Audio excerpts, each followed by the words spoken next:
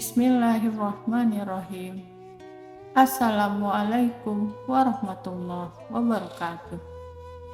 Alhamdulillahirabbil alamin.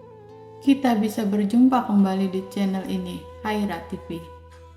Semoga kita semua diberikan Allah Subhanahu wa taala kesehatan, rezeki yang berkah, diampuni dosa-dosanya, dipanjangkan umurnya, hidup dalam kemuliaan, dan akhir hidup husnul khotimah. Amin ya rabbal alamin. Salawat dan salam semoga selalu tercurahkan kepada junjungan kita Nabi besar Muhammad sallallahu alaihi wasallam. Allahumma sholli ala sayyidina Muhammad wa ala ali sayyidina Muhammad. Sahabat Haira yang beriman dan dirahmati Allah, di dalam hidup ini, kita hanya mengharapkan keberkahan dari Allah Subhanahu wa Ta'ala. Karena setiap apa yang kita dapatkan akan terasa nikmat bila disertai dengan keberkahan. Misalnya di dalam hal mencari nafkah, apa yang kita dapatkan pasti terasa cukup untuk hambanya yang memohon dan berdoa kepadanya, apabila terdapat keberkahan di dalamnya. Namun, ketika keberkahan hidup hilang, berapapun yang akan kita dapatkan pasti terasa kurang. Oleh sebab itu, pentingnya rasa syukur di setiap kehidupan kita. Apa saja tanda keberkahan dalam hidup kita yang telah dicabut oleh Allah Subhanahu wa Ta'ala. Sahabat Haira yang beriman, berbicara soal keberkahan bukan hanya meliputi rezeki saja. Di dalam tiap-tiap diri kita terdapat keberkahan yang Allah limpahkan kepada kita. Misalnya sifat baik yang kita miliki juga merupakan keberkahan dari Allah. Ketenangan batin juga merupakan keberkahan dari Allah. Hidup di dunia ini amatlah damai ketika keberkahan itu ada di dalam hidup kita. Namun, ketika Allah mencabut keberkahan hidup dari kita, pasti terasa tidak tenang. Berikut ini ciri-ciri dari Allah yang telah mencabut keberkahan dalam hidup manusia. Yang pertama adalah ketika hatinya tidak tersentuh nasihat keimanan. Ciri yang pertama, hatinya tidak mau menerima segala nasihat tentang keimanan. Segala nasihat-nasihat yang berbau agama tidak akan menerimanya. Ia selalu menghiraukan nasihat tersebut dan menganggap itu hanya omongan belaka. Misalnya, ia tidak mau lagi mendengarkan kajian-kajian dari ulama kita. Ia juga tidak mau mendengar orang membaca Al-Quran. Bahkan ia juga merasa terganggu ketika mendengar suara azan. Sikap-sikap tersebut merupakan ciri bahwa Allah telah mencabut keberkahan dalam hidupnya. Selanjutnya yang kedua adalah ketika hatinya terpenjara oleh kesibukan dunia tanpa jeda. Hati yang terpenjara maksudnya adalah hati yang telah dikuasai oleh urusan-urusan dunia. Saking sibuknya dengan urusan dunia, membuat dirinya lupa untuk beribadah. Tidak pernah ada waktu untuk beribadah. Rasa waktu itu tidak akan pernah cukup oleh urusan dunia. Berikutnya yang ketiga adalah ketika harta semakin bertambah, tetapi hatinya semakin resah dan gelisah.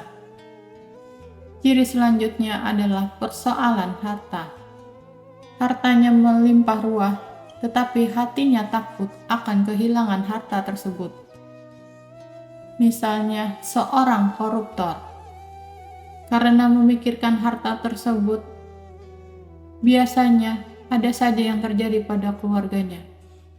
Contohnya adalah anaknya kecanduan narkoba atau istrinya selingkuh. Selalu ada saja yang membuat hatinya resah dan gelisah. Padahal hartanya semakin bertambah.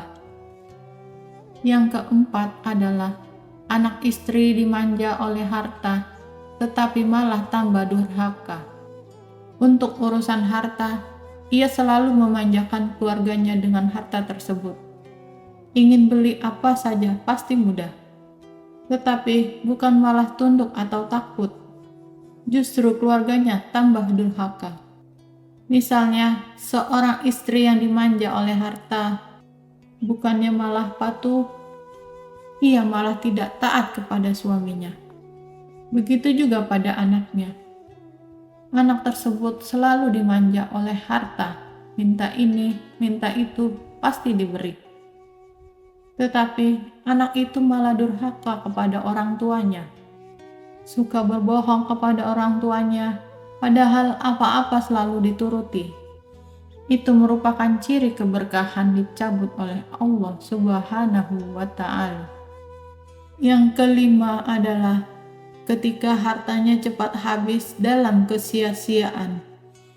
Ciri selanjutnya adalah harta itu akan cepat habis, tetapi tidak tahu larinya kemana. Hal ini bukan menimpa kepada orang yang hartanya banyak saja, tetapi bagi orang yang biasa-biasa saja juga mengalami hal seperti ini. Misalnya, ketika gajian, uangnya selalu tidak cukup untuk memenuhi kebutuhan. Padahal bulan depan masih lama lagi.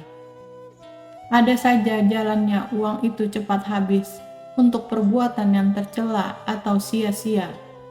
Yang keenam, ketika keinginan semakin banyak melampaui kemampuan.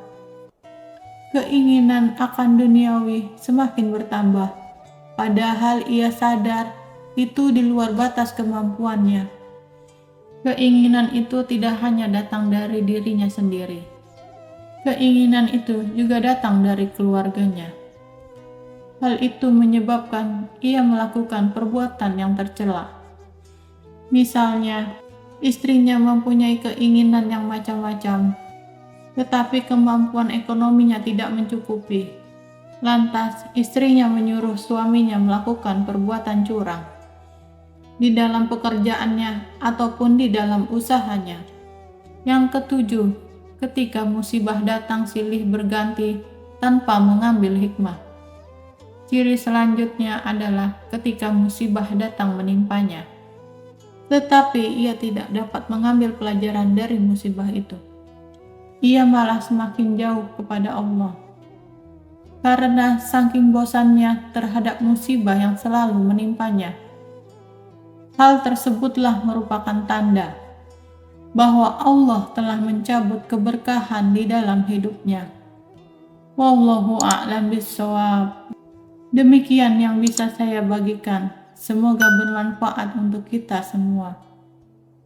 Amin ya rabbal alamin. Wassalamualaikum warahmatullahi wabarakatuh.